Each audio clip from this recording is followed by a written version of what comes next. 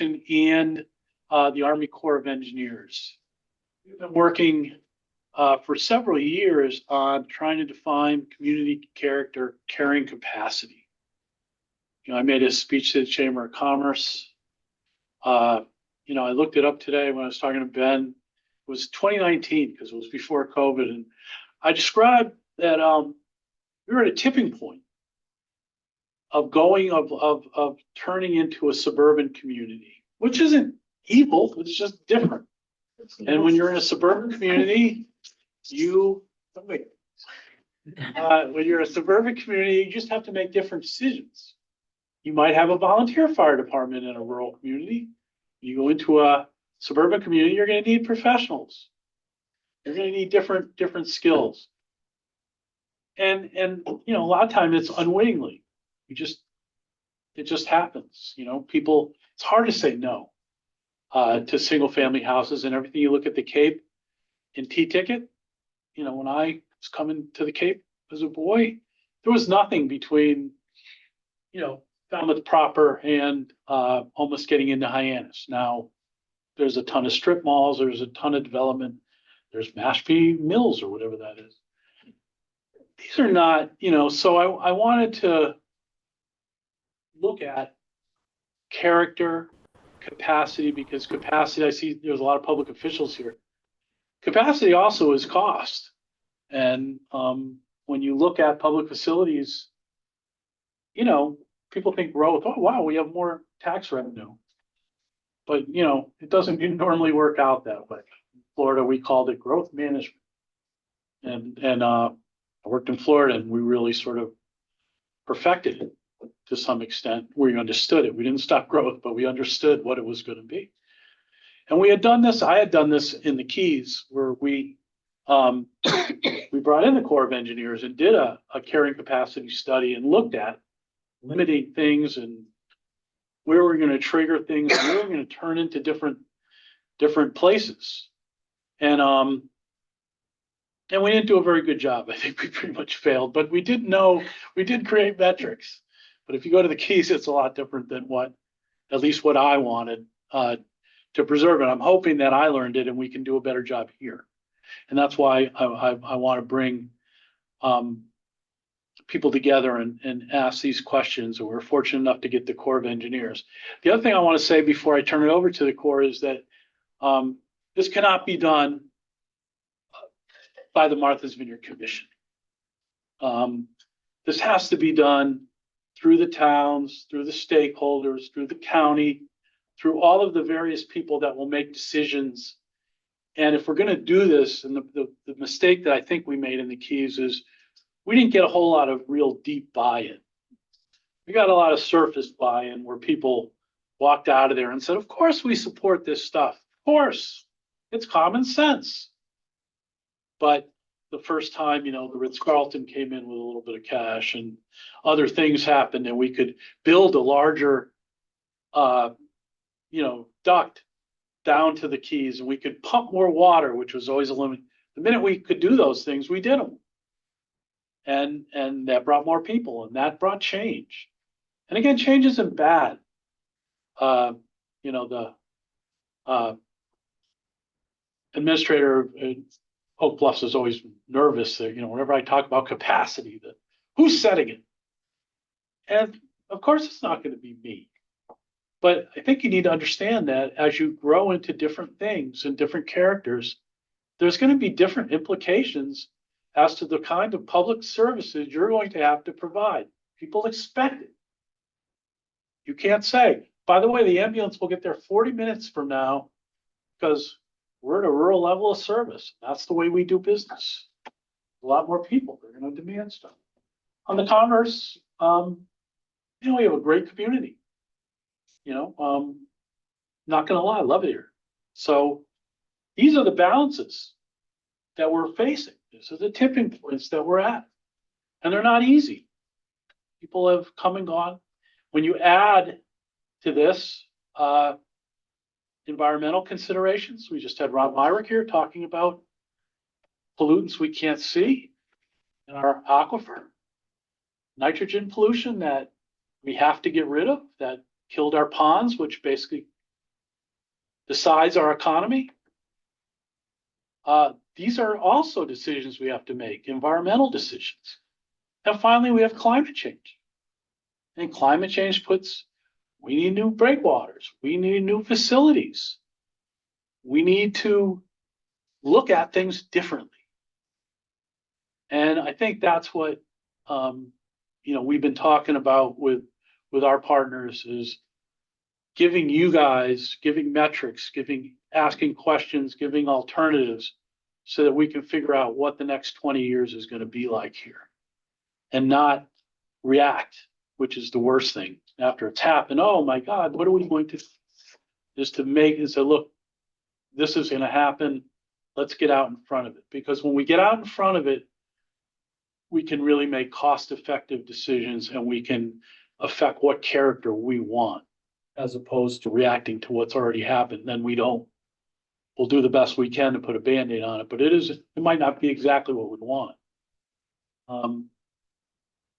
We have done a great job here. The Land Bank has done a great job here. All the towns have done a great job here. The nonprofits and the stakeholders have done a great job here. We have a very involved community. That's a big strength. It could be a pain in the butt for me, but it is a big strength that we have, that everybody's involved, everybody's knowledgeable, everybody knows what's going on. And that's one of the purposes of the meeting. I'm also talking to the people online, is to bring today, the Corps of Engineers is here. We've met with all the towns. We've been to every one of the towns, all 6 towns, and had I believe a cross-section of business leaders and environmental people and stakeholders and people that run the railroad, so to speak, and knew this stuff. And I wanted the Corps of Engineers to see that Edgartown is really different than Aquinnah. And it's really different than how they regulate stuff. And it's really different in terms of even it was beautiful in Oak Bluffs and it was raining in Aquinnah, 10 degrees cooler. We also have a tribal government here. So we have a lot going on, and it's a very sort of sophisticated system. And everybody here is part of that system. I'm gonna introduce in a minute. I'll sit down. The Corps of Engineers people, but they're here to listen to you. They're here to describe what they're doing. We haven't firmed up our scope yet exactly because we wanted to listen to all of the various entities and people that are participating, and then we will go back, we will create a scope of work, we will do the carrying capacity study, and that's probably going to lead to more discussion. We're going to have to implement it. We're going to have to but it is the beginning of our attempts to help the island understand the character of it and carrying capacity. Barbara, did I miss anything, or no? You good? Appreciate it. Very good. All right. So I'm going to introduce Barbara Blumeris. I don't even know your title. Army, U.S. Army. U.S. Army Corps of Engineers, but I'm the planning assistant states program manager with the U.S. Army Corps of Engineers New England District. I'm going to share my screen. I think you need to hard to hear you. Louder for the Zoom people. Okay. Let me just get to these. Okay, hi everyone. I'm with the Army Corps of Engineers Planning Division in New England District. So I'm here today. This is just a brief overview before we get into the technical information on the program that we've been working on, that we'll be working under with MVC. So this is one of the programs available to local governments to assist with planning from the federal government. Okay, so now let me go to the next slide. Okay, so just a quick, let's go over the team. I'd like to, while we're here at this slide, talk about the team. So the Corps of Engineers is a nationwide organization. And you can see here, I've circled up on the right-hand corner, the blue, where I'm from, the New England District. Our office is in Concord, Mass. And so we service the New England states, including obviously Massachusetts. And then we have here with us our experts from the Environmental Engineering Research Center. and they'll be actually the ones doing this particular research study, planning study. So we have them, they're actually centered in Vicksburg, but they have an office in Concord, Mass as well. So today we have with us myself, Barbara Bloomers from the New England District Planning. We have Igor Linkovic, who's with the head of the ERDIC team. And then we have Stephanie, you'd say last name. Galazi, and she's gonna do the technical lead, and Luke Hogwood, he's gonna be here with doing that data analysis. So this is our team today, and as was mentioned, this is a scoping effort for the PAS study. So the PAS authority is under Water Resources Development Act, so that's a federal act that gives authorization to the Corps to study water resources. So the focus of this study will be on water resources. And so we won't be able to look at things such as design or construction. It's planning for water resources. Can you describe what you mean by water resources? So that would be like water supply, wastewater treatment, things that are affected by water, such as coastal flooding. Could be water supply for fire protection. Let's see, what were some of the other issues we heard today? PFAS? I mean, like, that's Water- a PFAS would be an issue for drinking water? Well, we wouldn't know. We would only identify that as a constraint on the water supply. We would not be identifying, like, trying to get into any kind of testing or anything like that. So this is like, again, a planning study, and Stephanie will explain more about the actual approach. But we won't be doing anything like we'll be developing metrics and thresholds, but not using data that you all provide to us, not developing new data. For this particular effort. Will there be pond and wetland protection? Will that be looked at also, or more just? No, we will be handling regulatory issues in this study. What I like to add is that this is planning study funded under specific program. What we're talking with MVC is that if there is a need, if you like us to do something else, we can do PFAS, we can do wetlands, we can, we are the 35,000 people organization, so we've done pretty much everything. My group, Engineering Research and Development Center, we have 2,500 people, budget over 2 billion. Our lab is primarily focused on environmental issues. So we cover a broad range of issues. It's just that specific mechanism that we're using now, it's not the focus, but it doesn't need to. We're talking about, just thanks, Igor. But I want to keep it focused on what we're here today for, which is the PAS program, which is 50-50 cost shared, federal, 50 non-federal.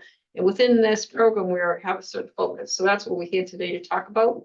Not that the Corps doesn't have a range of other programs or other abilities, but today we're focusing on the Planning Assistance to States program and what we can do within that particular effort. So you're talking about planning. And not doing. Right, exactly. Okay, Planning. only. Right. okay. This is the planning, this is the beginning of it. I gotcha. It's gonna lead to, if it works right, the implementation part of it. But some of the things you've mentioned, we're implementing already. So Yeah, it's no, a- we might the- be Yeah. implementing a Okay. lot of So it, we're but learning all about we're that, and just that'll trying to be, figure out of where all of it, putting it everybody's at. together from a Right. macro standpoint. What seems to, what are the components of where we are and what do we, so it's not a lot of implementation on this end. It's, basically just a reporting of sort of where we are. Is that, Stephanie will describe it. yeah, we'll get into, I just want to quickly run through the plannings, just so I wanted people to realize that today, this is the program we're focusing on. The as there's other programs, as Igor mentioned, but that's not what today is about. So and this one is actually cost shared 50-50. So the MVC is going to have to come up with another 50% for the study itself. So that's another thing, they'll be reaching out, I'm sure, to everyone to be able to get that funds that are needed to do this actual study once we scope it. So next slide, this just tells the different types of efforts. We have technical assistance and comprehensive water resources planning under the PAS, and they're focused on water resource issues that we described, but that it can be broad, harbors and things related to water, trying not to restrict it too much.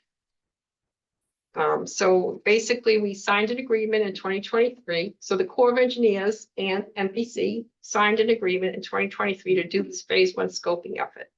And as I mentioned, it's cost shared 50% non-federal.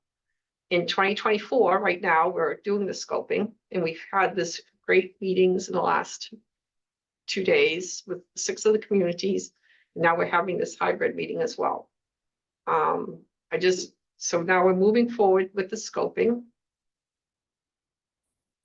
And so the potential phase 2 study efforts, once we identify the funding for that, would be to, move forward with that, sign a new agreement with MVC, and send that up to our North Atlantic Division for review and approval. So basically, once we develop it, it goes forward to the division. We're a district, so we're a local entity in New England. It has to go up to our North Atlantic Division for approval for funding.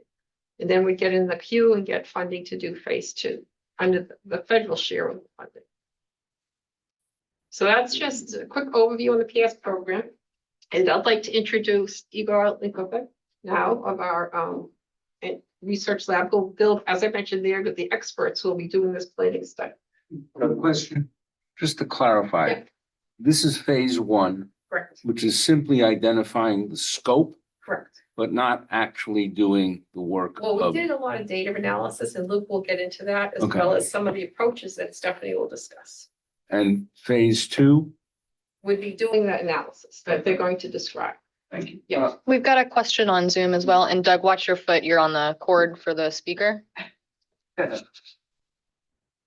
you want to take that question now or do you want to wait? I think it's Yeah, okay to let's do take it now. questions. Yeah. So Ben, you're up.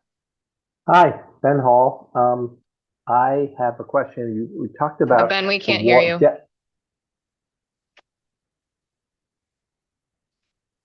Can you hear me now? Ask him to write it into the chat. Well, maybe. it says that he is talking. No, and he's unmuted. It's just, I could type it in the chat. yeah, if you want to type it out in the chat, I'll ask it for you, Ben. Okay, can so hear Ben on as Barbara mentioned, the actual analysis and study will be done by Army Engineer Research and Development Center. They are a research arm of Army Corps of Engineers, so we usually deal with unique and new issues. And I would argue that what you experience here is truly unique and it's kind of cutting edge science in the area of carrying capacity. In fact, Stephanie and our team leads a couple of scientific publications. What does it really mean?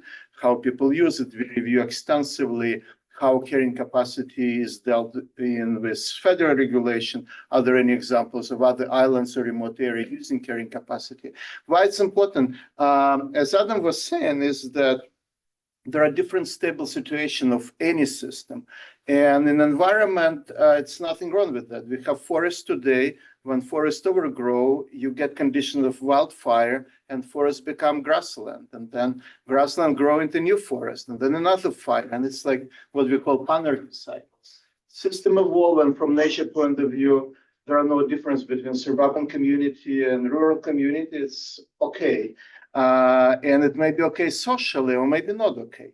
But what we like to develop for you is this triggers for change that may be irreversible, right? At some point, environment will not be able to recover from systemic stresses like climate change or seasonal fluctuation in number of people that result in more increased water use and contamination and other stressors. So the question is, at which point and what would be the metrics for that, that you can still recover versus it's kind of irreversible and you kind of getting to new Martha Vineyard situation here, right? So that's kind of for us a scientific question that I don't think anybody address. What would you measure? And another problem with Martha Vineyard is that you need to diverse, from both environmental and economic point of view.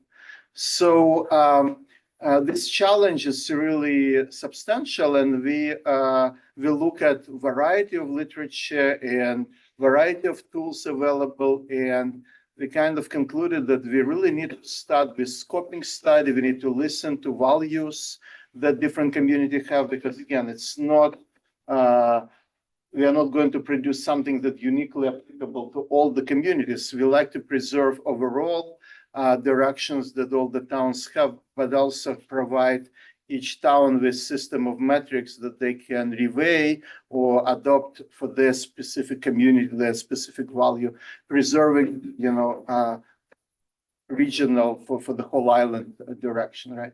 So I think that's kind of our goals and ambitions, to really provide you with comprehensive set of metrics and ways to fuse them with different value system that would allow you to make decision on whether you like to go through this potential cliff, or how early you should intervene, how much money you're willing to spend given the risks. And I think that's kind of our goals. But I will let Stephanie talk more about specific implementation of what we try to do, and obviously we'll be glad to answer any questions.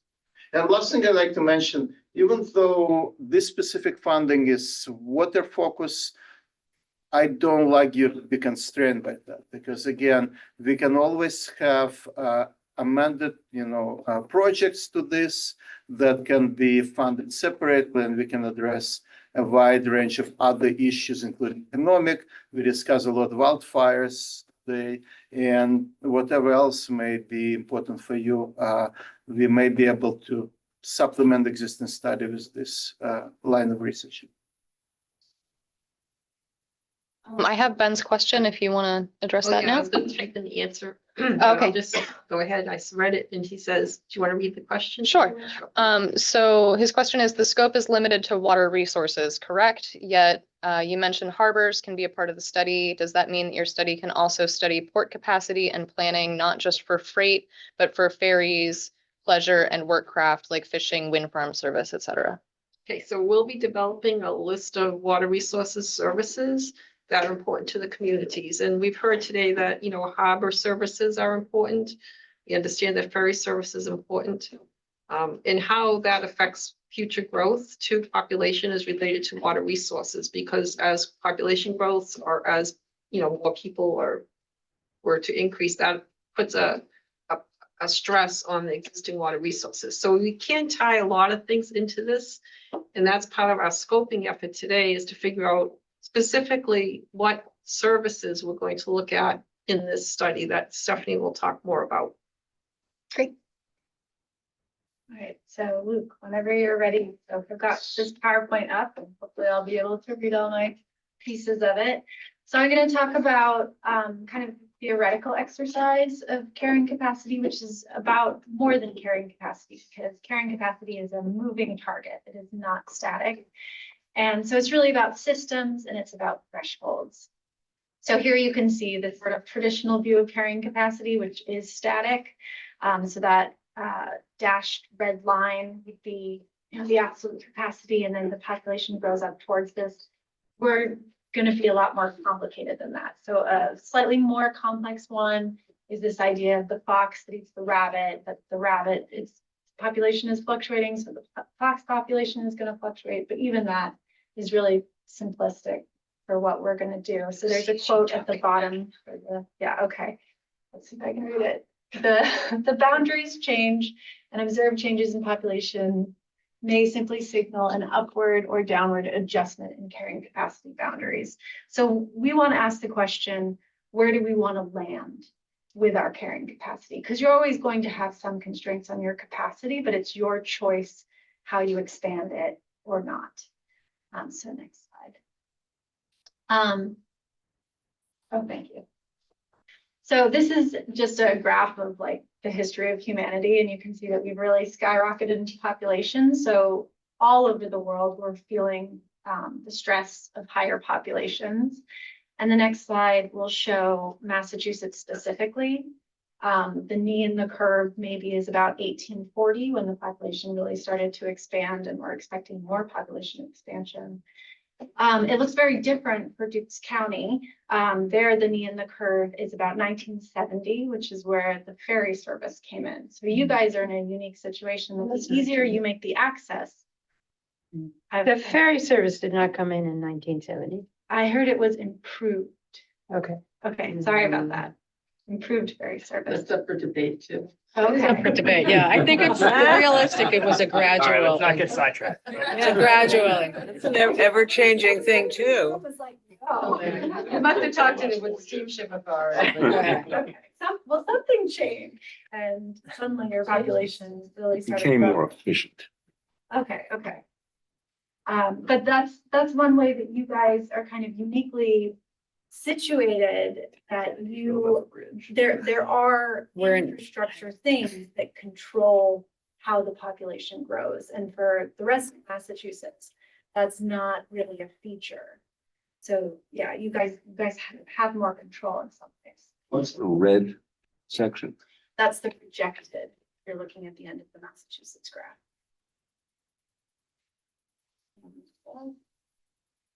And this shows density versus other Massachusetts towns. And, we could look at the whole country. We could draw the system lines anywhere, but I was just thinking in terms of Massachusetts. So I calculated these based just on land area, because towns also incorporate water area. So not the water, just the land area density.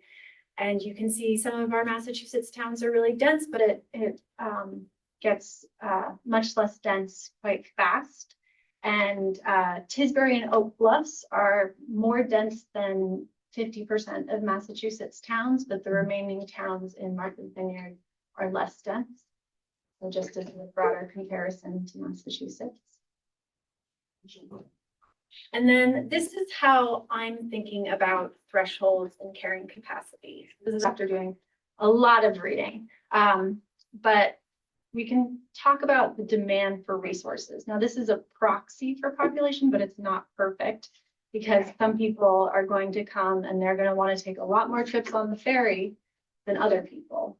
So yeah, it's not a direct correlation. We have to also reckon with the fact that some people are going to demand more on resources. But we have this idea of growth over time. And so the bottom threshold would say it's not, if we dip below this in our population, then we wouldn't have enough to sustain what we already have. So you guys have coastal roads, you have ferry ports and access points, and you need a certain amount of money to upkeep those. And if we go below that, then you'd have to change the system to incorporate the fact that there just wouldn't be the funding for it. The next threshold would be kind of your comfort area. So in between these two, you are able to provide an unrestricted level of service for the demand that you have, and you're able to fund it. Above that, and this would be true with something like wastewater. So you're in a resilient zone where you are getting high enough that you're causing harm to the system, but that harm is able to recover over the course of the year. So you think about wastewater. In the summer, you have a lot more people, so there's a lot more nitrogen going into the ponds, but over the winter, it kind of clears out. But there's another threshold, or actually just anywhere above this really, is you pass that, and now whatever was clearing out the nitrogen in the pond, or whatever you were trying to protect, it has died and it's not coming back. So you really do we want to get there? And you look at somewhere like Manhattan, they can't have health ponds.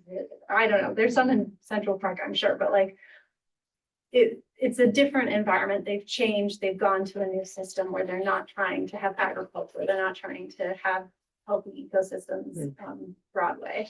So it's just a choice about what you'll leave behind and what you'll keep. Next slide. And I frame this, and this came out of our research, looking at articles about carrying capacity. So there are kind of a few different levels to think about carrying capacity. So the first one is, do you have enough food and water for survival? Are you going to starve to death? So we're not concerned about this one here. So the next one is the human built environment. So these are all the things that are going to expand the carrying capacity. But if you don't expand them, then you hit a hard limit. So we have not enough wastewater treatment capacity, and now the ponds are getting polluted. Or you can talk about this in terms of traffic. There isn't enough road capacity for the vehicles that are using it. But these are human constraints that have human answers. And then the next one, the last one, is well-being. So this isn't about infrastructure necessarily. It's about things that you value in your environment. And so the first one is protecting cherished ecosystems or environments. This is a social constraint where people have come together and they're not saying this is for their survival, but they're happy. And the only studies that we found that actually put values on carrying capacity were 2 studies that were looking at cherished ecosystems. Because there's enough water and food that you can trade it if you need to. You can build infrastructure if you decide that that's the right thing to do. But the cherished ecosystems, people were comfortable putting hard numbers on them and saying, like, no, you can't have more people than 120 walk these paths in a day without negative consequences. So these are kind of the 3 levels that we're. And they roughly map on to these 3 options that I'm going to present, but it's not perfect. So we think about what choice we have to manage carrying capacity. So the first one is let resources degrade, which is like what Manhattan chose to do for its fishing or its ponds, or, they just said, we're not going to try and upkeep these. And so some examples of that, GHG emissions, groundwater, we may make those choices because we can't afford to keep them, or it's not possible in the case of Manhattan, maybe, I don't know, I'm picking on Manhattan here, but you make a choice, there's a trade-off. And you can, and the things that you decide to let go can be mitigated by trade, because you can get them from elsewhere. So the next choice is to develop to increase carrying capacity. So that maps onto that second level where you're talking about infrastructure. And it depends on innovation, and it does also depend on a favorable cost-benefit analysis, which Army Corps can talk about endlessly. Cost-benefit analyses are hard because not everything is quantifiable in terms of money, and sometimes the things that you value are not captured in the cost-benefit analysis. So when we start talking about that, and we start talking about like rural character on Martha's Vineyard, I think that's very important to capture in some way. So we're going to, within our analysis, use surveys. It's the current idea to capture the value of that to people. You touched upon this, so I don't know if you're going to go away from it, but what's important, I think, for us, or at least for me, when I make decisions, is that should we go down this road? Should we go down this? We want to increase travel. We need to know what increasing travel by 50%, I'm making this up, down the road is going to cost us, and then make a decision. Because I don't think Manhattan chose consciously to say we want to do away with our fisheries. They got there without knowing what they were doing was going to get them there. That's what I think is missing in a lot of these decisions that we think are short-term, but they're really long-term. I think and again, I'm not like a historic planning expert, so I also don't know what Manhattan did, but I imagine sort of along the lines of what Adam was saying was that they didn't have what they would have needed to know to say no to development. Yeah. They didn't know what it was going to cost them. And they maybe didn't value what they were going to lose. And they have gained something like absolutely amazing, like Manhattan is amazing for what it is, but it had cost. Today's value. Hmm? In today's value.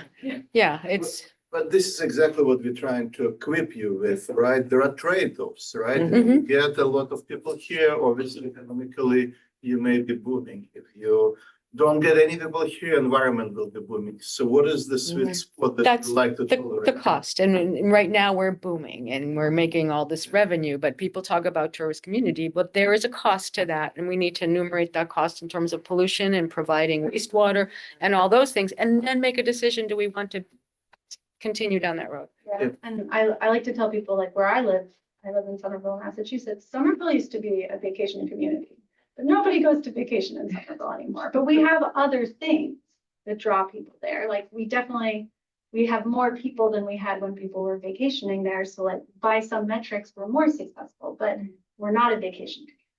And nobody would come to us for that. Just really quickly, if you're in the room, could you please identify yourself before you start speaking? It's hard for the people on Zoom to follow who's talking. So So for this one, as you do innovation, I was just kind of like writing down some thoughts that I had about this. So you might be broadening dependency on global trade also, which can make you more sensitive to shocks like the Suez Canal blocking police and things like that. Those are also trade-offs that come with these choices. And then the final choice is to limit population. And if you could also there one more time. So I was trying to think of good analogies for this. So for the other one, I wrote like Manhattan. For this one, I wrote like country club membership. And when there's a choice to limit population, the incumbents are the ones who kind of get the choice to say this is enough and more will be worse. But the people on the outside may not agree with that because they're like, well, where I live is significantly like worse than this. There's significantly more traffic. There's significantly less green space. So to me, there's still a huge benefit to going there, but now it's much harder. So there's a trade-off where the newcomers, until all of the environments are exactly the same, there's always going to be a differential that the newcomers see as being beneficial to like, okay, that's what I want and this is where I want to go. So something to think about. And we'll talk a little bit about equity too. Next slide. Okay, I think this is my last slide. So it's really about how we are exchanging, how are we thinking about trade-offs about these different quality of life metrics? You know, do you want to have more access to mainland at the exchange at the trade-off of more people coming here and acquiring more wastewater infrastructure? All of these are trade-offs. And I put an example here about building over a swimming hole versus the road that gives you easier access to a community. That's maybe going to be really valuable to working people, but for children, they might have a totally different perspective. So we're not just talking about absolutes, but different populations are going to have different trade-offs and how they value these things as well. So if we are able to do the survey, I'm going to try and just make it really massive so that we can be sure to do analysis of like age, gender, income, immigration status. I don't know. The survey is not at all assembled because we haven't gotten that far, but I would like to have these disaggregations available so we can make generalizations and say, like, if you do this, this is the population that it will benefit, and this is the population that will lose out for all sorts of different things. So thinking about these benefits relies on the ability to measure them. And that is not something that is standardized. So those are my last 2 points. And that's why the survey is going to be necessary, because we may not be able to say like, this is worth X amount of dollars, but what we will be able to say is this is worth more than this other thing. So these are the choices that we have, and these are the ones that are most valuable. So we'll try and get to that information through the surveys and again, as broadly as possible. So I think that's my last slide. Okay. So any questions? Give me all of your questions. I just like to add how it may work in real Well, life. I do have a slide at the end that has the current draft of the statement of work. But that's. And I think so in general, we have many projects when we try to develop metrics and then combine them based on system of values the different stakeholders have, right? So, for example, if, you know, I'm trying to help you to buy a car, there are no perfect car for each community here, you know. In Edgartown, it will be one type of cars, and, you know, Aquina will be another. But what we provide is like metrics, like what is important in cars, cost, you know, prestige, fuel consumption, power. And then based on your system of values, you can decide what is important for your town, but also what is important for the community of Martha Vineyard overall.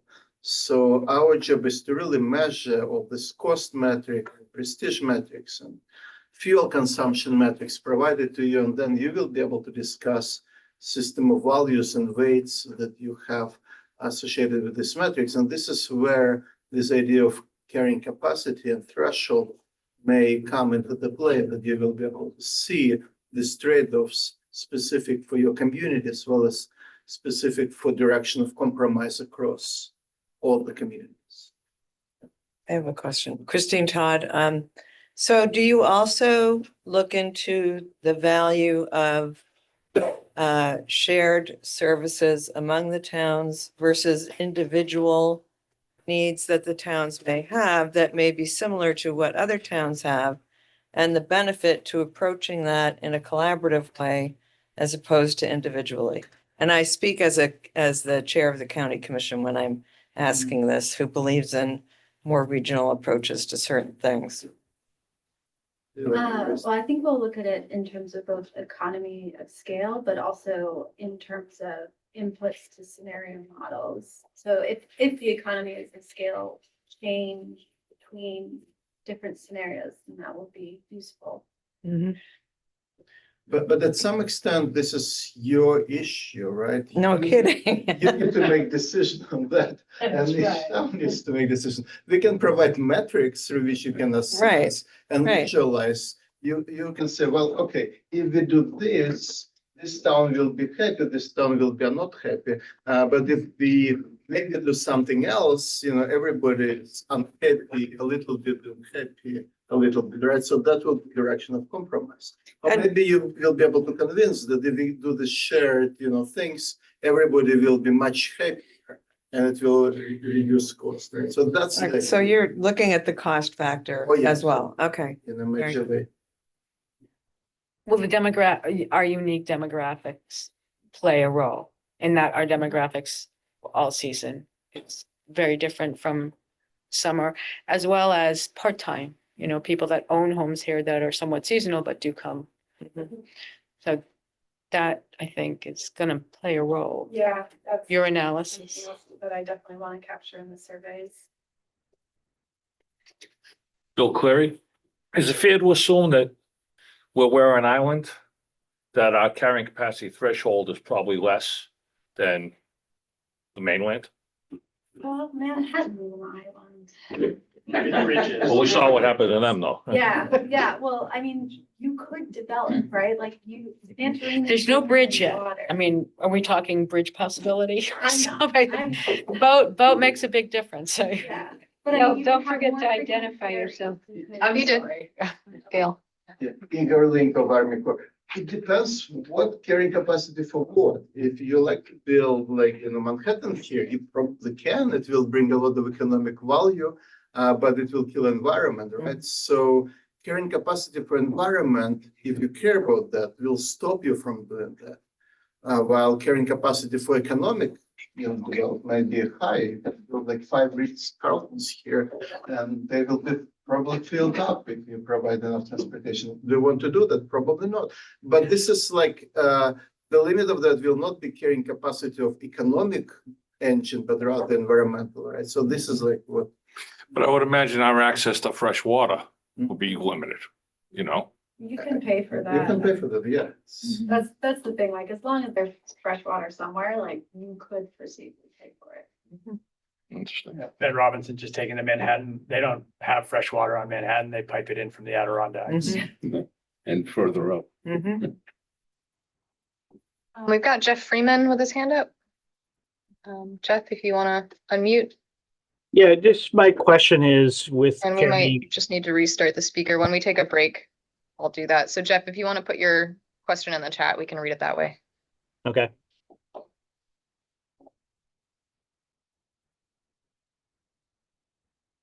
Can't hear him. Yeah, you're very Hey, does he know this?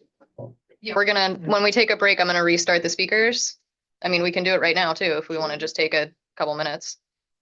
I would. We can start with the next presentation. Okay, when he's great. ready. I So was this just is gonna go to Luke. bed, Luke is going to be presenting on our understanding of the islands. What we've been doing is we've been reading a lot of different sources and compiling all of the wonderful studies that you guys have been doing to make sure that we have a good understanding as much as we can of anything that's been quantified regarding water resources. So he's going to present this, and then what I would love from everybody here is to tell us everything that's missing. So we'll have a part later in the participatory activities where I'll just be like, what studies do you know about? That's great. Yeah, so like Stephanie said, Igor and Stephanie, what they presented is sort of where we're heading, but where we're starting now is like, yeah, how do things stand on the island, particularly with the focus on water resources, and keeping it in mind, for the future. And, starting just knowing that, you know, the two unique constraints, I think, of the island being one, the population changing, especially, you know, these massive peaks in the summer, but also thinking about future population, and how that might change over time. And then secondary being the future changes, climate change, you know, how will that impact us in the future? So this is all sort of coming from, we're looking at historical trends, but trying to look to the future with, you know, changes in population and climate change too. The summer population, you've got a range there. There's two kinds of summer population, and the folks who live here for the summer. And then there's a whole lot of people who show up for a week at a time or a day at a time that are certainly a demand on resources. So I don't know. And the whole workforce. Right. Yeah. No, I know this UMass Donahue Institute is supposed to be doing a lot of, I think there's ongoing stuff trying to quantify what that number would be, but that's where we'd like to start is, you know, seeing that number goes up enormously. And, you know, how does that actually impact water resources? I think it's at least twice the number that you have up there. Yeah. The MVC is currently trying to get a better handle, Ben Robinson, a better handle on that summer fluctuation number, because anecdotally, we have a good sense of it, but we don't really know it granularly and measurably. So that is something the MVC is targeting, and that would feed back into this project. But yeah, that's sort of the backdrop. And then we'll just sort of go through, I think, the big water issues we have started with. So to start, this is water supply. And, you know, 2/3 of homes get water from public systems, another third use private wells. We've been able to get some good data back from the island plan in 2009, but particularly the statistical profile in 2023 has a lot of great data on trends of how much water each department is pulling out. And we also have this table, the bottom, which is from the actual town water facilities. And so in general, the total water, you know, hasn't really changed too much, only about 10%, 11% since about 2008. And also in general, the last study that was done on the maximum water to be withdrawn from the aquifer and the aquifer of the island showed that there is a good amount of room to grow. But I know there is a USGS study on this topic that we'd like to use their data as well. Changes to the water table elevation. Currently, you know, total, it seems to be fine, but just in talking yesterday, you know, we even went to Oak Bluffs and they said in the peak in the summer, they struggle to meet, you know, their water demands in July and August. So those are kind of those stress points and close. Yeah, can you, Gail Barmaking, but those are the wells, but do you also consider the existence of water and just tapping on at that water? Because we're at our limit because we only have a certain number of wells, but water is there. It's just a matter of tapping into it. So that's part of the consideration. It's the infrastructure. It's the infrastructure. It's the infrastructure, not the existence. Okay. Yeah. We are Yeah, the no. second circle, not the top circle. Oak Bluffs mentioned, you know, talking about adding tanks or adding wells as a solution, because it's not like the water isn't there, it's just getting to it pretty much. But,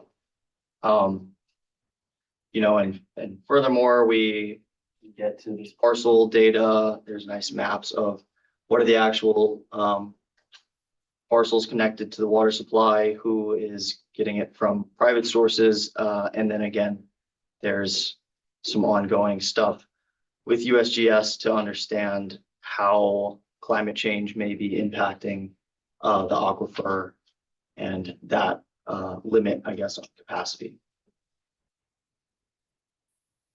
The next area that we focused on is wastewater. I'm sorry, before you move on, Bill Clary, will you look at ways to potentially protect the aquifer also? From say sea level rise or Yeah. whatever it would might be- compromise it? I guess that would be a potential strategy, like mitigation in the future.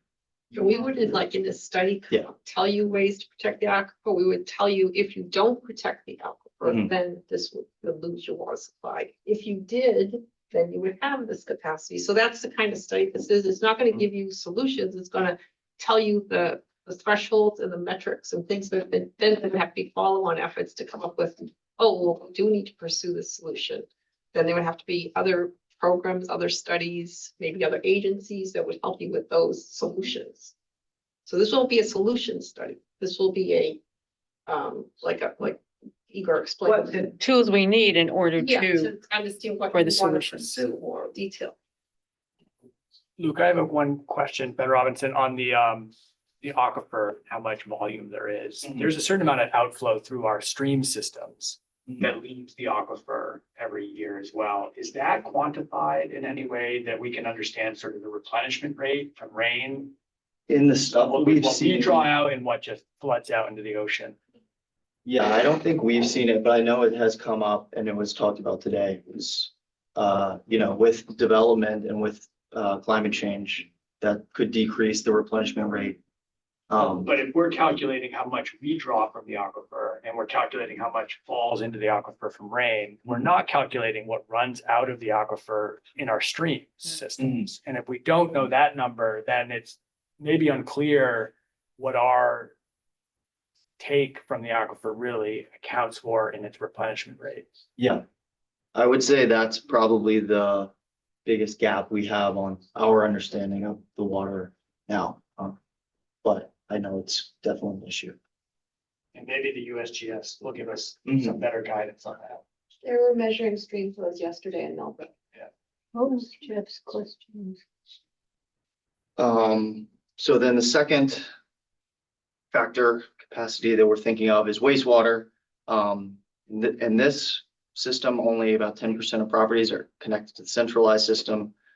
But again, we have some very good data from the statistical profile on each of the central systems, as well as data that we've gotten from the town wastewater systems.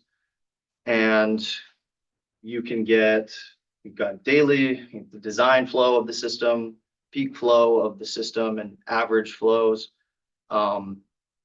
Certain of them, Edgartown, I know, is pretty far from reaching their peak, but some of the other systems, the peak flow of wastewater is getting closer to reaching the design and maybe, a point where capacity would be reached.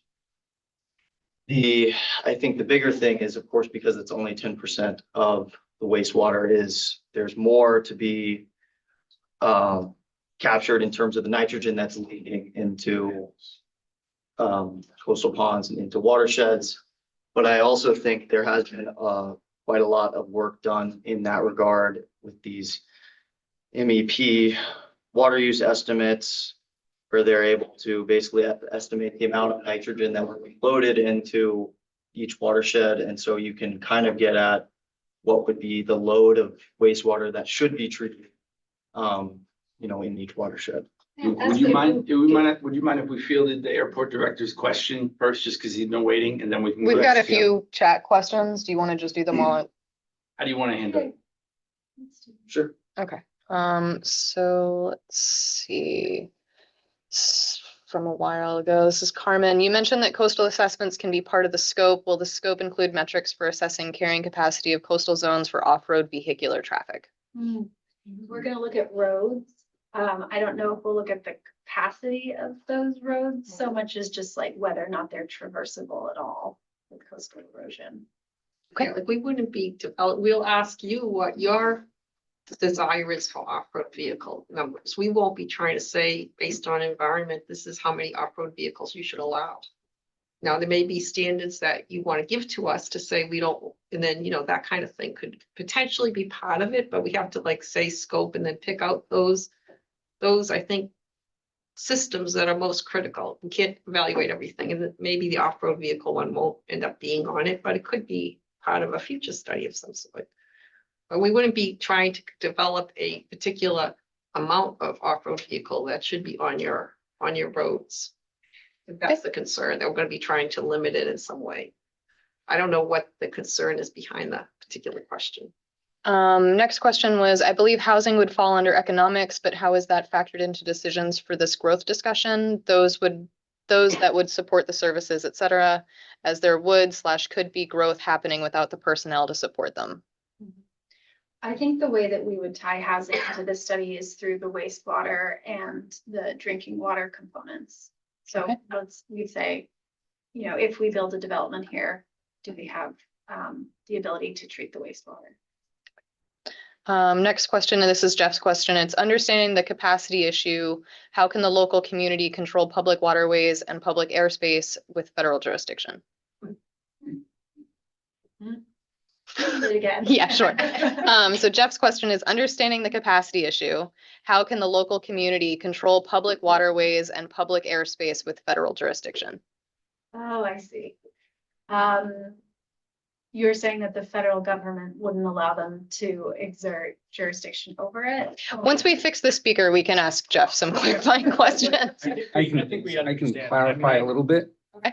Doug Ruskin. So, for example, the airport is obligated to take in as much traffic as wants to land and has no way to say, sorry, we can't handle it. That's a constraint. I mean, Jeff understands this stuff better than I do, but that's a constraint primarily of the size of the airport. I mean, there is a physical limit, but that aside, I've been there when the terminal was like overwhelmed with people. So that's what he's asking. I would say I do not know currently, but that's definitely something worth exploring. We're bound by federal laws. We've got We're bound by federal and state law. We can't limit stuff that we don't have the authority to do. And then we've got one more Zoom question, and that's sorry.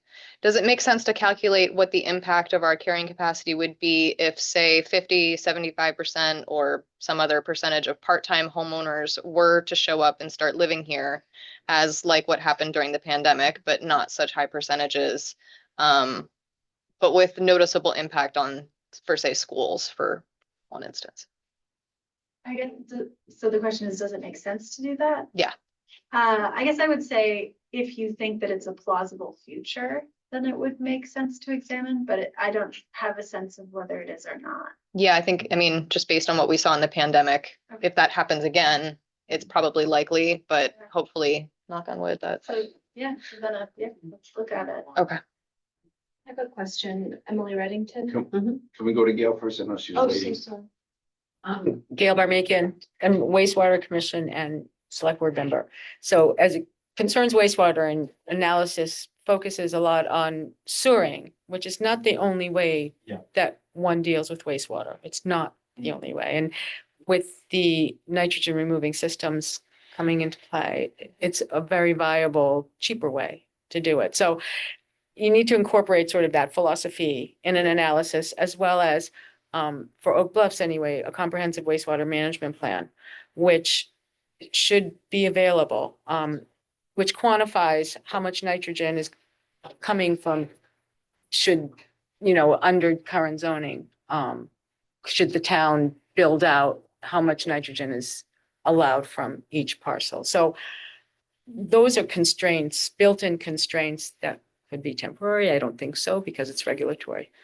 But into the Yeah, definitely. We saw just in going to the different towns, we go to the down island towns and they're mostly sewered, and then you go up one island and There's no sewer up island, nor there may never be, because of the cost. It's very cost prohibitive. Mhm. And the down island towns, at least with growth now, even if it increases, is still, the towns are not concentrating on sewering because of the expense and ongoing.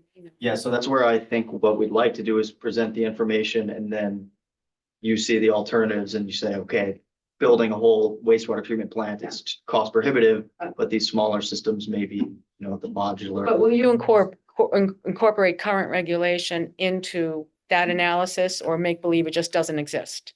Yes, Sorry, regulation. it would be regulation. So actually, next slide has the Oak Bluffs Comprehensive Wastewater Management Plan, but, no, it's. Nice job. Sorry, I shouldn't. But there's Yeah. also, there's also think future that's where it starts. regulation. Mhm. There's also future regulation that will be imposed that will significantly impact homeowners with private septic systems. No, No? not if we have a CWP. No? Yeah. Well, That's- Tisbury already has those regulations in place, Yeah. the Board of Health, but those are gonna be part of that decision framework Yeah. when we decide around carrying capacity. Mm-hmm. May I ask a question? Emily Reddington, Great Pond Foundation. So you're talking about nitrogen from a lot of areas. You mentioned cherished ecosystems. If we're talking about maintaining cherished ecosystems, nitrogen is important for wastewater, but also thinking about carrying capacity, future build out and all those things. MEP is referred to a lot in here, and the MEP is kind of the gold standard that gets referred to. With USGS, you mentioned that they're doing a current 3-year study that you're going to use to populate your data. Some of the MEP nitrogen numbers are quite old based on data from 2000. If your study is projecting out to the future, some of those numbers are based on old information or not projecting climate change. So how are you setting your nitrogen thresholds that are going to allow cherished ecosystems to survive given increasing temperatures, increasing nitrogen flow that was not anticipated, coastal change, and a whole bunch of other things? Where is your nitrogen limit coming from? I mean, I think we're hoping to get that data from you guys. Mhm. Yeah, so I know here is, we have the Oak Bluffs, you know, Comprehensive Wastewater Management, which would say, you know, here's the max loading, nitrogen loading that we would like to see here. And then this is from the individual watershed assessments where they were talking about, you know, what the different nitrogen. The three towns are doing, the 3 down island towns are all doing CWMPs. The Oak Bluffs is the farthest along. So we have good data on a lot of things. And between all the studies that are going on, including ours, the Up Island 208s, we have a lot of good numbers. Mhm. In regard to what Emily says, you know, we definitely do need to look at where DEP is going, because that's, whether we like it or not, that's the limit. But if there's better data, and whether it's USGS or anybody else, people are looking at the MEP models. They are, what'd you say, 2000, those are 23 years old. In cases we have better data, we can run those models and see, we have better build out data. So all those will go into it. But I do want to say we are bound to some extent by what DEP does. They set the regulations. We're hoping that this and other things the things we're doing permit us to do what she recommends, which is try to update some of these things, recognizing they're 20 years old. And the MEP was a model. It wasn't it wasn't like magical stuff. It was a model, which is the things they put in the model. We have better information on in a lot of cases. Ben Robinson, I just add, Emily, if you have other ways that we should be monitoring or thinking about nitrogen measuring, you know, let us know, because and we've had this conversation as you guys have been collecting this data. Is this data set too old to use? What do we now know that we should be applying to this data set? So we are going to try to build this model with the best and current data. Yeah, we wouldn't want to be like, we're just coming up with this threshold and here you go, take it. It's, you know, we want the best data to inform that. We've got a comment from Patrick Hickey, who works for the Oak Bluffs wastewater department, and it's design flow is not a good metric to determine treatment capacity. Oak Bluffs cannot treat 370,000 gallons per day, although we were designed for it. So just, I don't know if you want to follow up with Patrick about. Yeah, I think that'd be good to discuss in the follow-up after this. Yeah. Although we're increasing right now. I mean, within the next 2 years, everything's gonna be changed. Yeah, we want to have a good understanding of where these thresholds are. So Yeah. the design flow is wrong. We need the better number. Okay. And then we have a follow-up on the off-road traffic question. Do you want to take that now or? Okay. In coastal zones, the question is, what metrics should we be using to be sure that we understand the trade-offs that we're making? Take the example of Manhattan developing the coast enough to eliminate any possibility of fishing. What would the metrics have been for Manhattan to have made a conscious choice along the way to weigh what it was gaining against what it was losing? And this is specifically about. The off-road vehicles or the off-road traffic in coastal areas. Oh, I think I misunderstood this the first time, because I was thinking it was about vehicles in general, but it's about like. It's driving on the beach, I think. I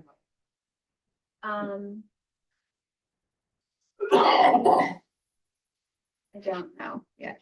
You might have to repeat the question. Okay, so I think what she's asking is, what metrics should we be using to evaluate off-road traffic on the beach? Well, I want to know who is it benefiting, what the benefits are, what the trade-offs are, in terms of what it's harming, or what activities it's prohibiting as a result of the off-roading.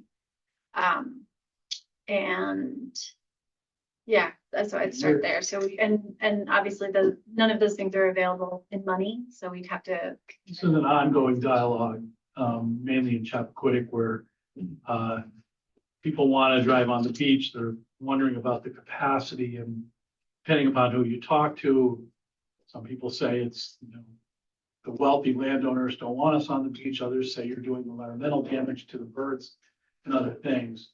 We'll do the best we can with the data that we have. Yeah. But The costs may not be Yeah. totally clear. it depends. I mean, you have to set what you're trying to do. It's not wrong in terms of what you said. What's our goal? Is our goal to protect seabirds and other things? And if they are, we'll try to set some standards again. What we'll probably do on this is identify it as an issue of capacity on the barrier beach and leave it to, I don't know that you're gonna have enough data to do it, but I think that's what they're saying. I can imagine there are like many levels of harm there. So you're talking about noise, the what's birds, important. like the erosion, all sorts of things. So we have to look into all of those. Yeah, this study isn't looking into trying to come up with that.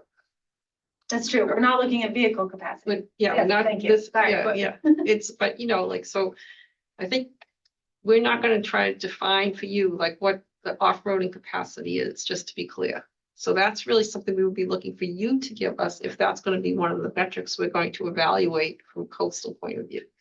But I really don't see that as being one of the more important water resource issues.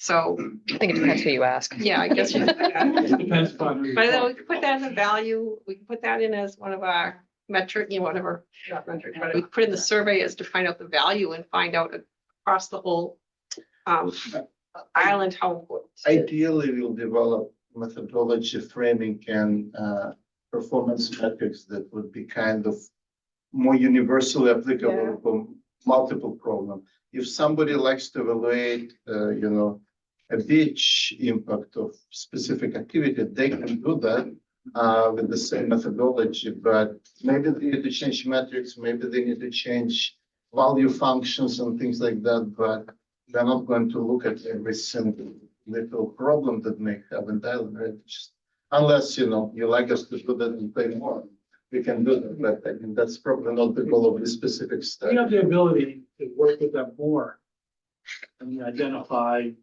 what it is we want to do. We'll say that beach access is a very complicated topic because it's, a question. There are people that say beach access is essential to the character of what we've always done. There's others that say protection of birds and other kinds of species is important, and there's property owners. I can think of three of these things. If we are going to look at it, we've got to set some goals and some metrics and figure out how we do it. But what we might get from this is Dan Doyle, NBC, we might get, degradation of that resource. And that in itself is helpful for those user groups as they, talk through the trade-offs, right? They know, can they expect there to be, a beach in 30 years, Well, right? I we mean, have that data. We have data that's realistic as to what degradation things would cost. Agreed. There may not be a beach in 30 years for other reasons. There may not be a beach now. Either, yeah. Emma, did you have a question? Can we take a break? I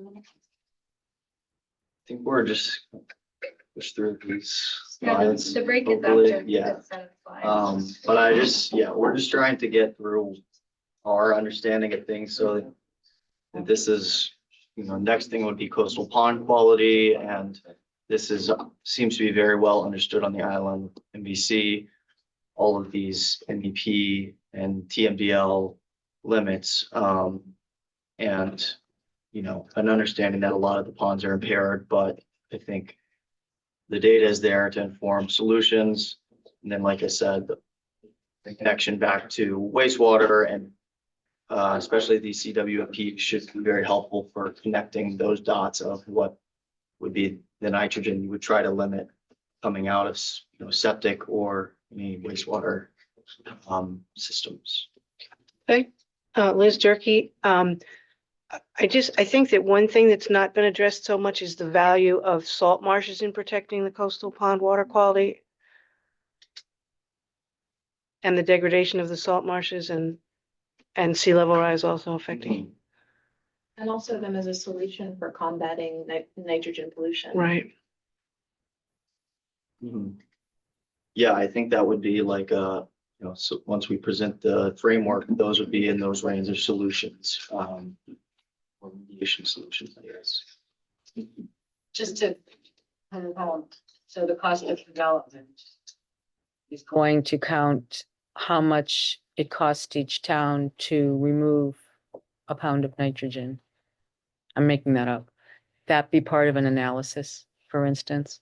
So you have a sewer system in place, and it costs homeowners that have their own system a certain amount. It costs the town a certain amount. So as you develop, that's an additional cost when you have the nitrogen issues that we have. So that could be presented as part of the, it's going to cost you this, and I think we're gonna look at the capacity and assume that the utility will charge to cover costs as long as the capacity is there. no, it cost $1 million to build a system. So, and part of the analysis when you build it is how much is it costing the town to remove a pound of nitrogen in assessing what we do and how we do it. So I don't know if that will be incorporated in your costs of, development. It's going to cost to remove nitrogen, which you have to do. We have to do that, to add that into the mix. Yeah, I'm not. And we have those numbers. Yeah, We'd you have will that be- anyway. You'll be able to rely on Okay. numbers that have been developed through the Yeah. on island CWPs and the up island 208. Okay. Just realistically, we're not going to get 10 million for this, right? So we'll not be able to do a lot, but we will be able to integrate whatever you already have in a system that you can use, right? So we kind of can provide the glue to kind of bring everything together. But we have those, We have those costs to provide for you. I'm just saying to incorporate what we have in your cost. Not all the towns have done it, so we're not gonna recreate the wheel. You spent. Now, And we will Gail is let- just saying that they'll be utilizing Fully what incorporate it. the data that Yeah, we've developed. that's data that you may want. I think we'll try to integrate whatever is already developed and identify what may be missing and try to use proxy data for that if we find it's crucial, right? So, but And if there's data that's not accurate, we'll make clear that is accurate. So it's really difficult to do an analysis with that data. So we wouldn't want to, like, somebody's questioning the accuracy or the 20-year-old data. We might identify it as the most recent information, and this is a data gap.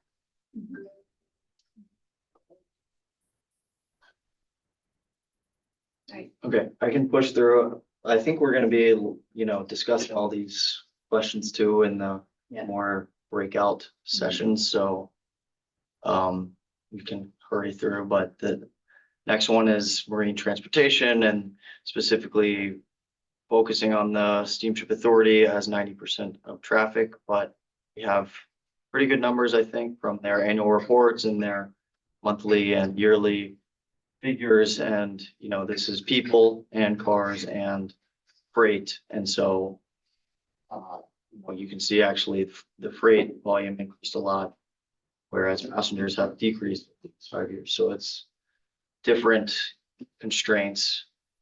And then trying to capture that capacity is a little tougher. There's, several factors that may limit it. In fact, harbor capacity, ferry capacity, and just how many ferries are being run per day. But, you can't just run unlimited ferries. So there's only so many people you could bring in.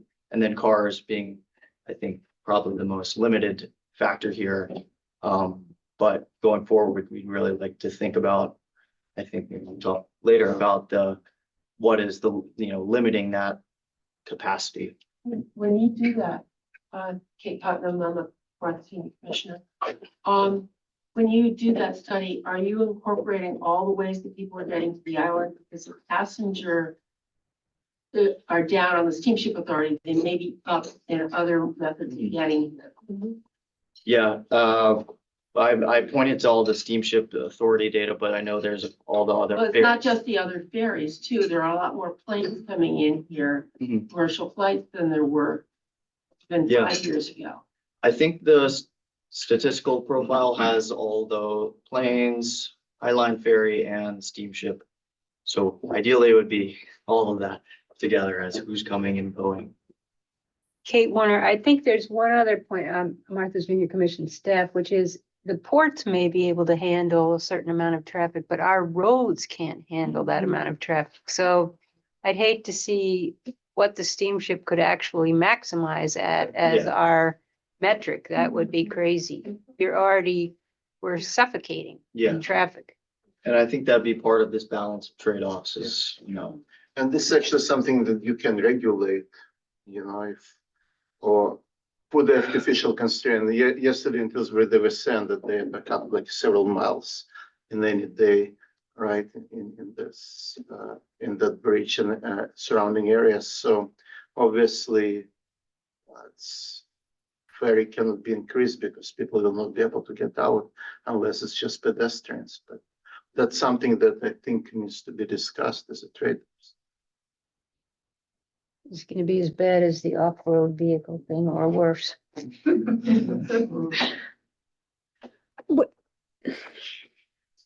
I kind of have it. Sorry. Gail Barman again. So the analysis is going forward for us, and it seems as if the conversation has been growth. Is there any reverse? I mean, what if there's a proposal? I'm just making that up, but to cut the votes, what happens to reverse in certain? That could be a scenario that we look at. So one of the scenarios that we look at is just going to be like, if you don't make any decisions and you don't change anything, what's going to happen? But we could also say, what's a scenario where there are fewer ferries to do that?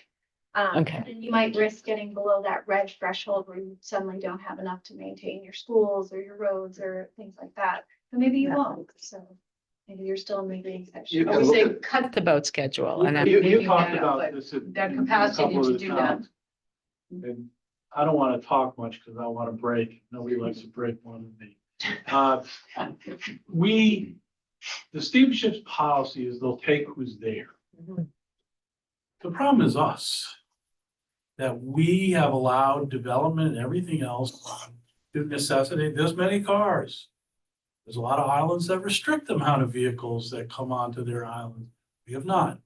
This is one of the decisions that you, as policymakers, have to make. And if we decided that the steamship has, they have capacities. We all have seen them. But if there's 20 people in Woods Hole extra, they're sending a boat out there to get them in normal times that they have the capacity. If there's more freight that people want, they will get it there. If we said we want to do less, that we want to demand less, then they would have to come up with it. And that's a conversation that we have to have, not only as towns, but as an island. That's one of the, we have to have as an island. But my point is that they will have The ability, for instance, to say the analysis is, let's say there's a conversation about cutting down the boats by to 5 or something, and that what effect that will have. And you have the tools to do that. That's the very point of this, is to Yes. be able to illustrate Mhm. those scenarios for us so that we have we Right. make our decisions. They are gonna say, look, with the 5 less boats, we still need the revenue because we're bonded out. And we're gonna have to increase your fares. It's the analysis, yeah, But, yeah, Mhm. yeah. and that's what I'm saying, is we're always reacting. There are too many cars there, instead of saying to the steamship, within 5 years, this is what we want. Mhm. Do what you need to do. Mhm. We never say anything. Mhm. You can have all kinds of, compromise scenarios that you may decrease number of cars, but have public transportation better here, whatever, and see how that may work. So you can bring more people, but fewer cars. Everybody. Especially if you're here too much. Okay. But I mean, again, if you have good public transportation. Okay, the last few is, all right, climate change and sea level rise in particular. We have these multi-jurisdictional hazard mitigation plans and vulnerability and preparedness plans. And so they have done a really good job of capturing the different sea level rise scenarios. And so we talked about this morning, that, that those scenarios may be very different, is it 2070, is it 2050? But just knowing, what is the range of the possible is really where to start to say what would be where would be the best investment, best mitigation. But again, I think it's very well understood right now of what exact risk from sea level rise. And then that sort of is related as well to the last thing, which we have is stormwater. And this is where I think there's been a lot of discussion throughout the meetings with during storms, roads flooding and things like that. But the general, at least the data that we have, is not the best. And I think there's some ongoing studies. There's one with the Oak Bluffs Hospital and an EPA study as well, which we would hope to be able to use that data. But how can we better think about stormwater for capacity? And so, I know, they know. Question. I mean, I guess Julia Livingston, I'd like to say that people say stormwater, and sometimes they mean the flooding that's coming from the ocean. Sometimes they mean the rainwater. Right. It's two different things, I think. And I hope you take that into account. definitely, I think we talked about that yesterday. Yeah. It definitely is two very different things, because you can't just drain it into the ocean from the ocean. Yeah, so this is kind of our understanding of these variables and the data we have currently. So then, and where we understand things to be nearing some capacity threshold. And then I think this discussion after the break will be more, where are our gaps? I don't know if we want to go through these or just go to break, but You can just we'll dress. just leave this up maybe as what we'll be trying to get more detail from you guys, more of a discussion, I think, now, so that we're not just talking to you. All right, so we're gonna break. We're gonna move the tables around while you guys are breaking, so that people are seated around tables. So I think, yeah, just pick up your stuff. We just have one more question. Oh, sure. Will the Chappie Ferry statistics be part of the marine transportation assessment? I'll write that down. That's a good one. Be a part of a step for Do launch. you think we can get away with leaving the tables in place and just moving chairs? We could do that, yeah. Okay. And I'm gonna try to fix the speakers, I guess. So, Thank you. Okay, so Watch what you do to learn. so Zoom people, we're gonna try just restarting our speakers and see if that helps. So you won't be able to hear us for a minute.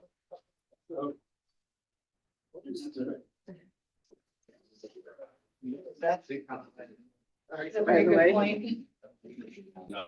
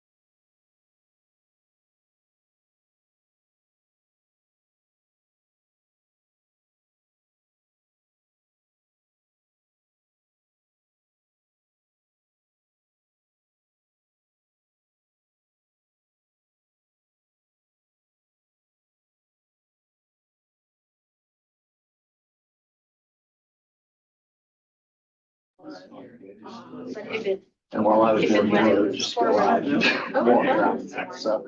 I know we. So Alex, Elvin, or other MVC employees, if you can hear us, if you can unmute and try talking to see if we can hear you, that would be great.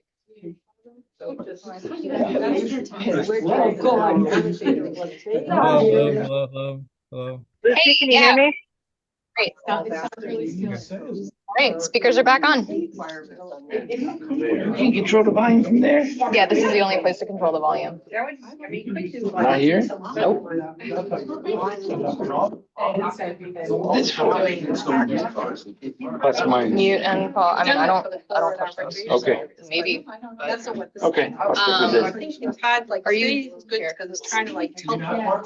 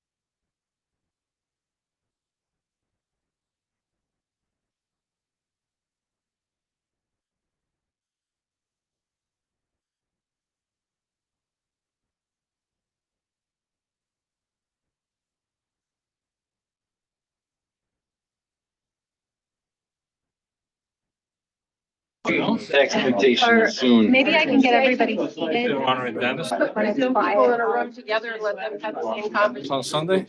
Yeah. Facilitate that. Do you want to be there for a sec? Yeah.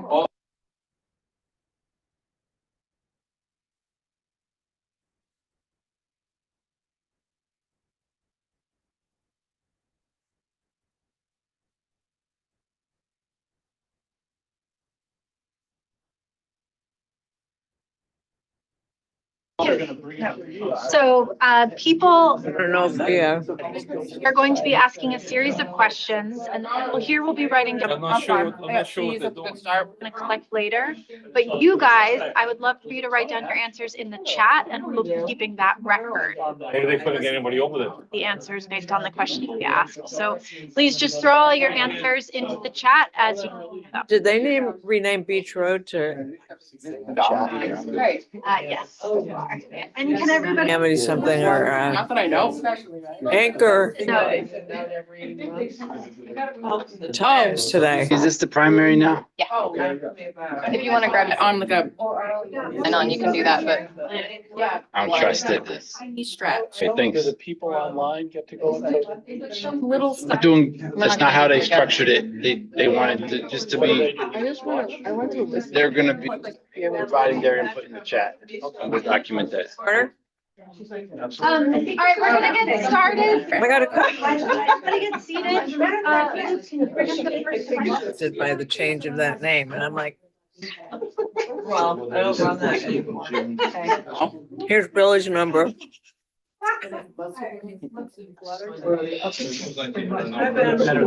Is it in plastic? Is the water bottle in plastic? Email address. All right, we're just waiting for the PowerPoint.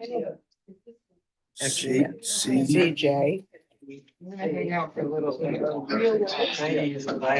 know. Okay, so if everybody could look at the screen, the first question here is what stress systems? just make sure you keep an eye on the waiting room. So We got people in there right now.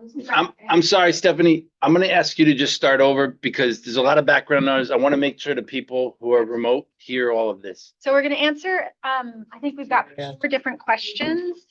And the first one is what systems fit into PAS and what systems are external to it?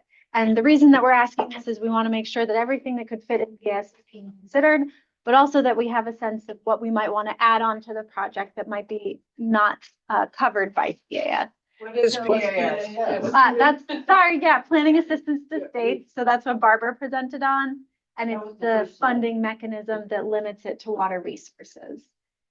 Planning, and what was the A? Assistance to state.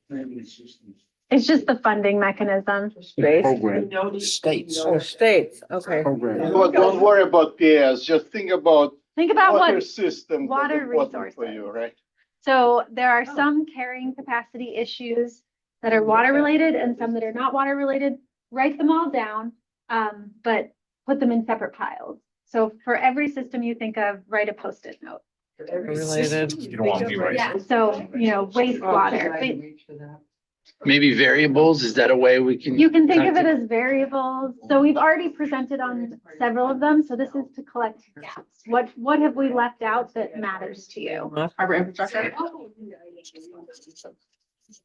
Well, for. Non-water related would be. Navigable water. Yeah, I think harbor Level of infrastructure. population. Water. Would you mind closing that door? Thank you. Are we getting any answers in the chat? Not yet. I would say population, right? So yeah, we're thinking about gaps here.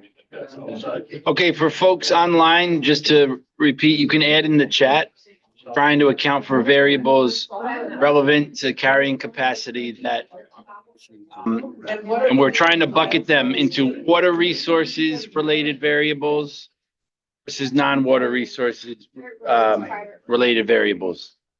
Feel free to add some in the chat. We presented on what we're looking at already. So based on that, you can flag those that we may have overlooked or should be considered that have not been identified already.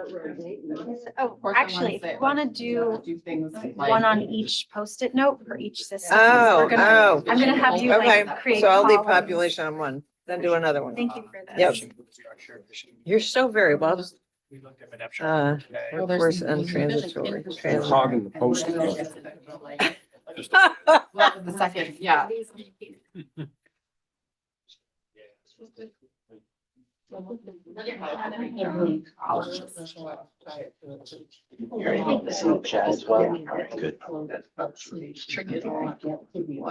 Water related, water related.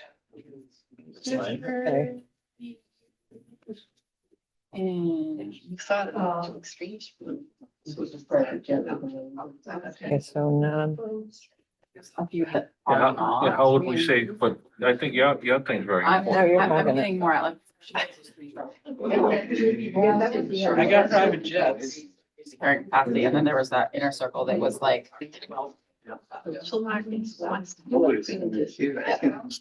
beaches.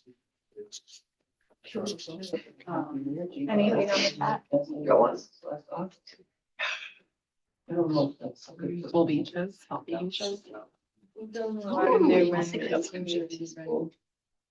What I heard. Understand the trade-offs. Maybe don't. Right. So now that. Good loading. Schedule. Yeah. Making all these calls. What about the giant? There are other roads. I've been thinking about this for a long time. Yeah, right. That's right. We're gonna have a lot of calls. You guys have 1 minute left, and if you didn't think of everything Oh, possible, okay. we're gonna Yeah. have more conversations. Yeah, This is drinking just water. getting us started. Kind of So important. I'll stop everybody in 1 minute and we'll go to the next one. Hey, Ernie. Is it possible to make sure?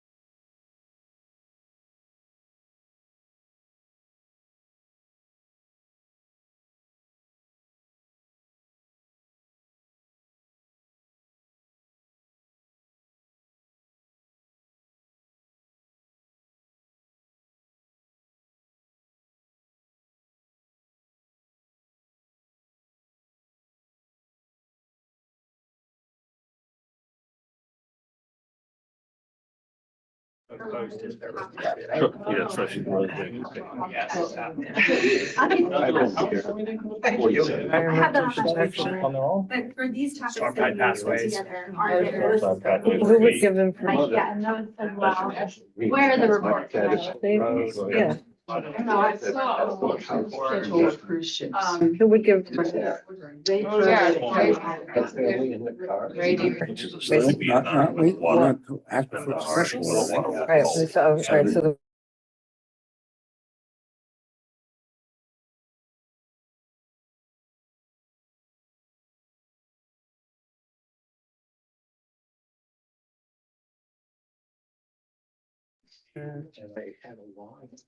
I'm not surprised that it's like even Bahamas push-ups for coming there. Yeah, I mean, that would drive. Yeah, I mean, when they come, people look around. Yeah. I mean, it does put a stress on the local resource. Drive to the boat. Yeah.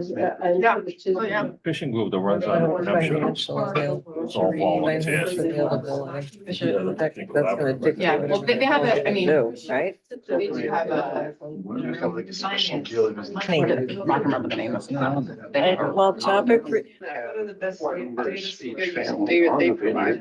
know how much money we have. Additional studies. No, maybe I'm going a little too.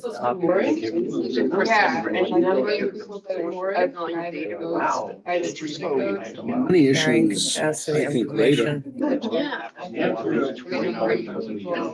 Okay, so I think collaboration between the towns. Water and non-water. Yeah. They can go out. I like to be able Oh, yeah, no, that's right. OB.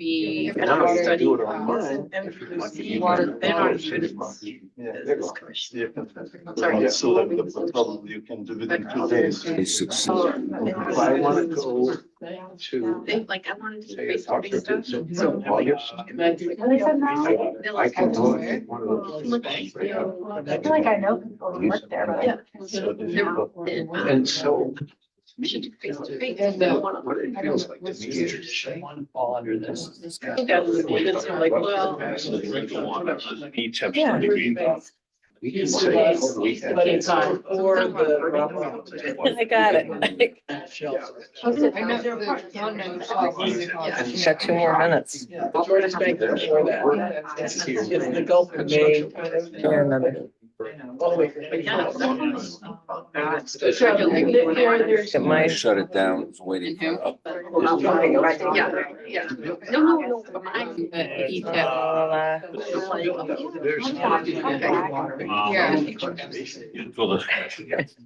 I didn't know where to put that, Rose. I don't know. You can put bonus stuff just like on the side with the exercise. That's fine. You should look on if you want. Oh, it didn't You snow. might- I want to put that post. Houses in the fall. Different color post. Oh, now you're getting picky. No, I'm kidding. Like, partially, no, Later in this. She wasn't really kidding. You had your hand on.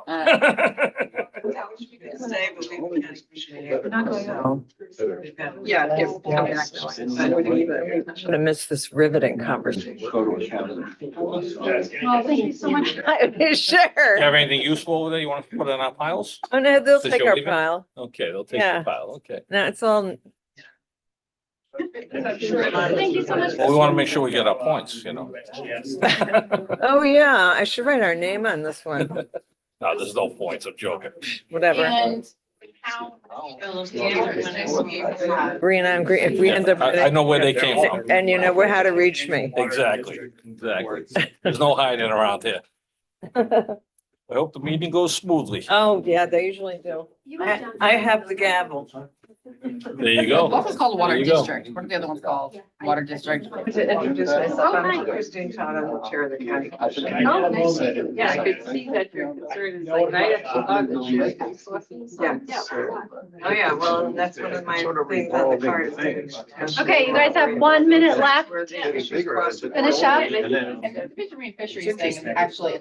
So maybe we'll have to. So I think that one of the issues. Infrastructure within. Yeah. When we got ARPA money, we have put it into things that would affect the island. You actually. I problem on Reggie, so we gave a lot. I'm gonna take pictures of all of this. Wastewater treatment plants that they get to, and we also are offering up individual. We spent a lot of time trying to collect The the. water. It's like. I have some resistance to that because people are afraid of the ongoing. Yeah, you know, we actually don't. And I think it's That we know we need to to educate them to the fact that we're all drinking in this. Some point down the road. It's like how you that is measured really differently. If I was on water, I would be there with social vision. Oh, I was just watching that spreadsheet. But you Alright, know, when it so, comes to the wallet. Also, under the columns that you have written, this next question is, what does success look like? When he was leaving. Think about this issue. How do you know? Yeah. How do you know that the island is doing what it's supposed to, or what makes you want? Nice to meet you. Take care. What does success look like? Say that again, which is okay because. What are the things that you have to tell us, whether it's whether it's threshold, or you can think about it in terms of appeal, so how would you know that the appeal is being reduced? Okay, so for under beaches. Or you could also write, so you could say the beaches. Thanks, Dan. Good to see you. Glad you could join, Christine. All right, bye for now. Those are all. Christine, we'll see you later on. Maybe yes, no, maybe so. Yeah. All right. 5:30. I'm trying to write it for every column. No, I got. That's a good question. This is a good question. See you walk around. The cozy corner. I read it. Oh, it's very nice. And they have acai Opposite of what I want, but I was trying to get it there. Successful. It's like Increases confusion, so I apologize. blueberry sorbet. Oh, but she is. Make sure that Water, clean sands, clean accessible sands. I got a million. you have. What did, say it again? That there isn't like Emergency. rusting metal. Bots and, yeah. Coating out from it. You can walk So- on there. So it's different than the real world. Issues. Clean, This came up in OB yesterday, Emma, like when they talked about, beach nourishment and using dredge spoils and. Yeah. and And then we can decide. so that's the thing, clean, lots of things. Yeah. And like, What is clean if mean? there's trash on the beach, does that fall under this? Yes, Yes. just anything that would make you be like, ugh, this is valuable. It's not acceptable, yeah. Like fresh balls, it might be like, oh. Swimmable, water quality. Mhm. No, he's not. I Good to guess. see you. Oh, you too. Clean. Yeah, now I have pet of my own. Cause I'm thinking about the same things. Yeah. Any more responses?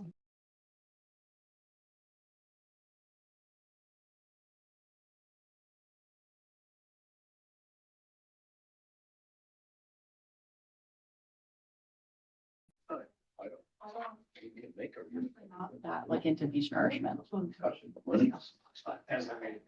There's times when I think people. Yeah, no, it has its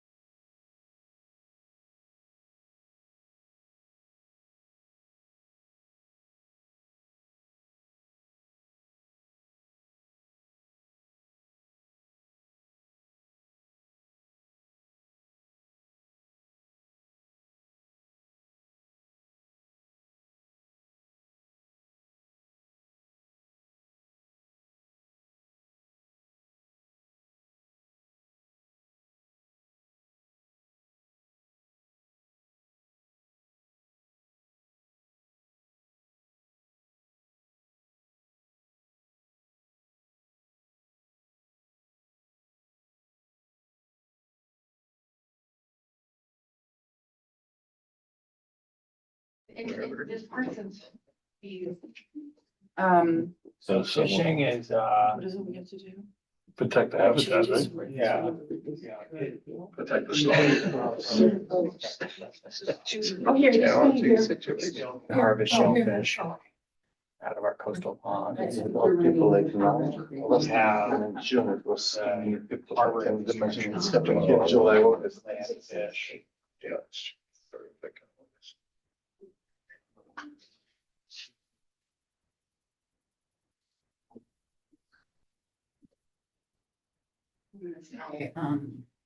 This is the habitat support shellfish. This one is more like unique shellfish, like sanitation wise. Then water pollution will be a. I don't know. All right, and this last slide is not related to these things specifically, unless you want it to be, but it's just what political levers are useful to consider in scenarios. What would you like to see considered? So you can, I will come around and take pictures of the columns, but don't worry about the columns.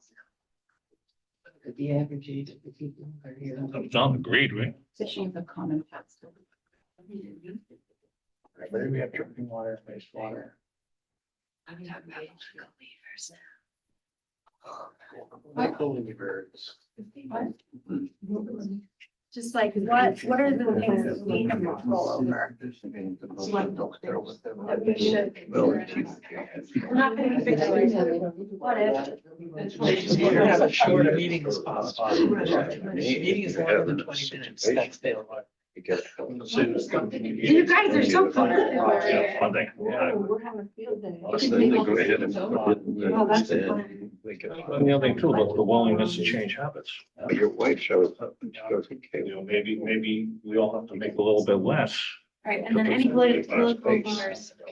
Well, my husband just. What do you want to say here? But that's, they're all comes down to money. Willing, No space. Go get a change habits. Come back to you. Yeah. Behavioral changes, that's, yeah, that's the best way to put it. I don't know what this. I guess it was some. Well, I think it's. They actually did. How good would I feel? You feel very good. Stating When we need- about 50% of the population on your side. The other 50% would Ferry go. keeps these three spaces. Handing them out. Yeah, so you're forced Keep them. But she's like, I can't even do that. They don't have any problem giving them. My mother-in-law, personal. I have very. So we got it. I get that, I get that. No, I used to be a lawyer. Okay, so. Town square flogging. Sounds good. Write it down. And it's about the sister. Is it?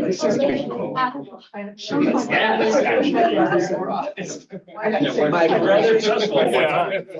Centuries of practice. In office, what the schedule is. I can do my. wastewater, So we have, you, we can reach him. With that. She's a gatekeeper. They say. Yeah, so increasing. To fund this. Increasing wastewater infrastructure. That is That is policy lever. Anyway. And it doesn't have to be attached to these columns, it can be a wild card.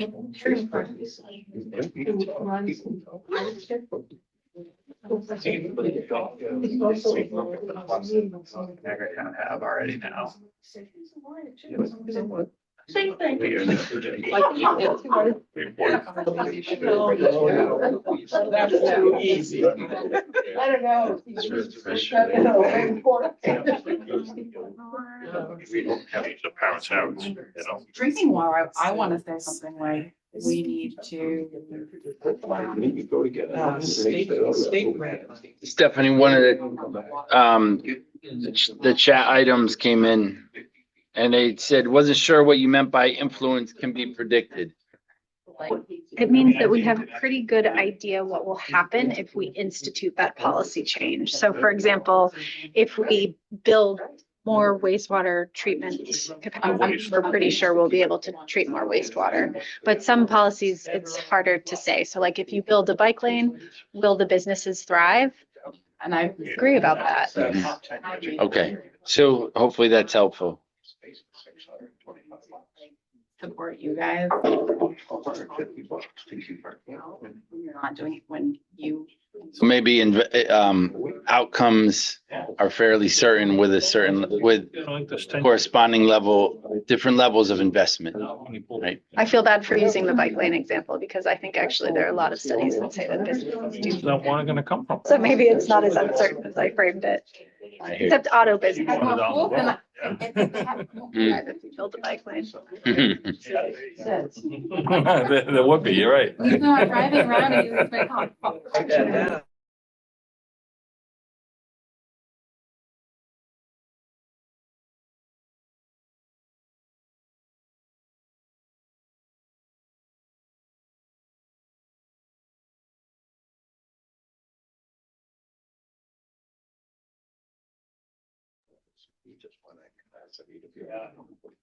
And into the Watch a parking area. landscaper playing this huge trail of golf cart. Well, you know what's. All right, 1 minute left and then we're gonna come back together for the final slide, which, oh wait, no, well, we can decide if we want one more question. Come together. I was gonna say, I wanna say. 19 people on right.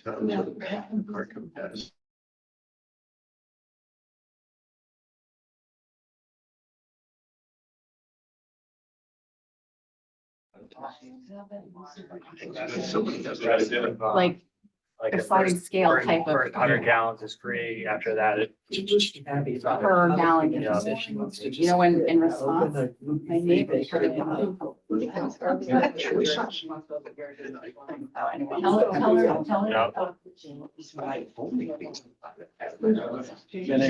comments? Not to comment. The old. No.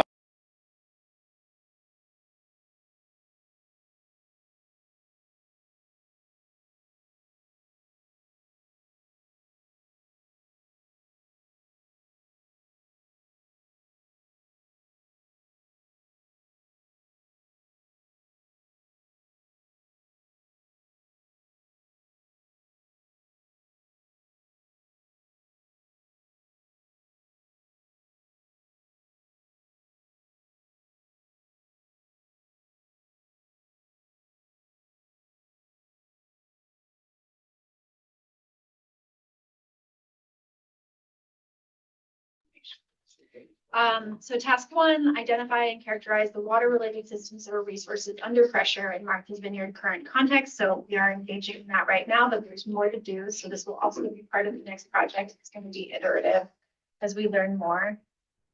Then we're going to characterize all future projections for those stressed systems in so much as they exist. Where they don't, we'll try and make some education. So we're going to look out into the future and say, what are our best ideas about what the future will look like under current conditions? And then we're going to design alternatives and assemble them into scenarios to think about sustainability on Martha's Vineyard. So that's going to start by understanding outcomes for systems, depending on if we choose to develop, degrade, or limit. Then we're going to parse the outcomes of specific policies, thinking about those thresholds. Assign meaningful thresholds, and then we go through the stakeholder survey, and I'd like to target about 700 people and just like plaster a QR code all over the island, put it in all the cafes so that anybody is welcome. I'd like to do it during the summer so we capture as many people as possible to kind of get them to understand the different options, and we're probably going to do a ranking, but still up for a decision. Of like which is the worst, which is the best, what falls in between and how. And that's going to allow us to parse the benefits of each option and understand the trade-offs a little bit more. And then put together 5 alternatives for our scenario modeling, which will compare to the future without project or the current accounts is another word for it. And then we'll go through an analytical process called multi-criteria decision analysis to rank them against each other. And finally, we'll do a report. So that is currently the thinking of what the project would look like for phase 2 if we moved forward. What's the time frame?